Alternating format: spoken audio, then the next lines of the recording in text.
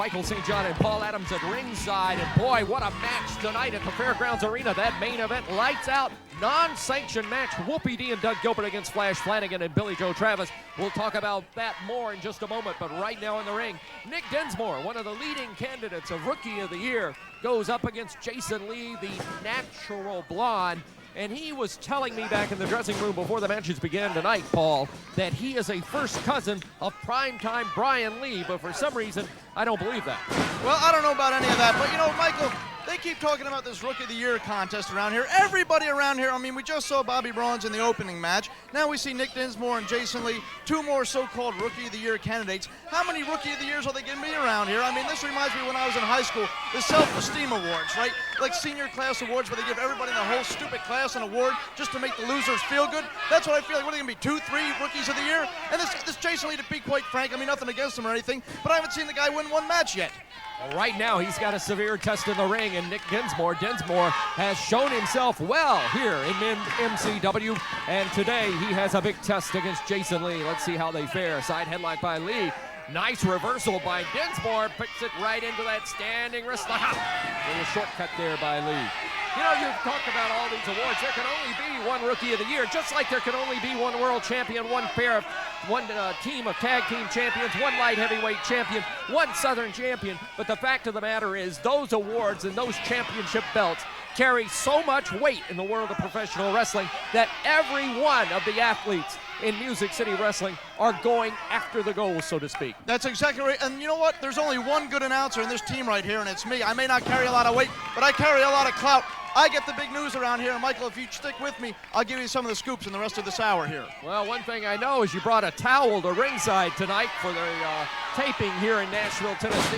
Does that allude to any of the comments by the wrestling fans here at ringside when they address you as Towel Boy? I don't know anything about that. The reason the towel's here, these TV lights are very hot. I tend to perspire a little bit when I'm out here. I get a little bit hot. I try to towel off so I can stay here and keep you in line, Michael. Well, right now, Jason Lee and Nick Dinsmore, pretty even match going here. Hold on, like I said, I'm the one with the information around here, the 411. The name is Nicky Dinsmore. You were here last week. You saw what happened. It's Nicky Dinsmore. Sweet, little, cute, innocent Nicky Dinsmore. Yeah, he got his face painted by Frenchy Riviera with lipstick and rouge and powder and so forth. Well, I know this much. Nick Dinsmore has got it out for Frenchy Riviera. No matter where or how he catches him, Frenchy has got some payback coming his way. Well, Dinsmore, who usually takes an early advantage in his matches, seems to be a little bit off his game a bit this week. Jason Lee's been able to have the advantage throughout the opening minutes here. Quite a bit working on the arm. You see right now he's going to take a little break, get his game plan back together, try and go in there and figure out what's up with sweet little Nicky Dinsmore. You know, I'd wolf whistle at little Nicky right now, but I'm afraid half the men in this crowd here in Nashville would turn around and come after me. Well, I wouldn't wolf whistle, but I would give a real whistle at the main event tonight in Nashville at the Fairgrounds Arena. It's Whoopi D and Dangerous Doug Gilbert teaming up against Flash Flanagan and Billy Joe Travis. Earlier in the program, we saw the tag team action with Flash Flanagan and Billy Joe Travis, and I got to tell you, they're off their rocker. Well, and I'll tell you what, Michael, there's a 3 count for Nick Dinsmore right there. Nicky Dinsmore, I can't believe it. Oh, there's Frenchy. Frenchy Riviera coming from the dressing room area and going right after Nick Dinsmore. He's shoving him back into the ring. Dinsmore just got the victory against Jason Lee. And here came that crazy man, Frenchy Riviera. And they're holding him. What's he doing? He's got that lipstick again. That's right. Well, what happened is Nick Dinsmore, Nicky, I should say, went down to the bus terminal last week, made so much money. Frenchy's trying to help him out so he can go back down there this week and make some more loot so he can try and get a new haircut, a new pair of tights, and look like something credible. Nick Dinsmore following Frenchy Riviera and Jason Lee, not following him, chasing them into the locker room, and that's an area that he doesn't want to go.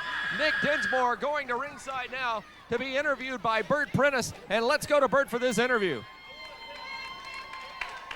Nick, the match is signed tonight. Frenchy Riviera trying to take a pot shot on you again. Tonight, the loser wears a dress. I've told you once, Frenchy, I'm not here to play silly games. Tonight in Nashville, I'm going to embarrass you. I'm going to put you in a dress and beat you. There you go, ladies and gentlemen, Nick Dinsmore. He doesn't say a lot, but man, he speaks loudly inside the squared circle. Tonight in Nashville, the 450-pound male stripper, Frenchy Riviera, against Nick Dinsmore. Loser must wear a dress and parade around ringside.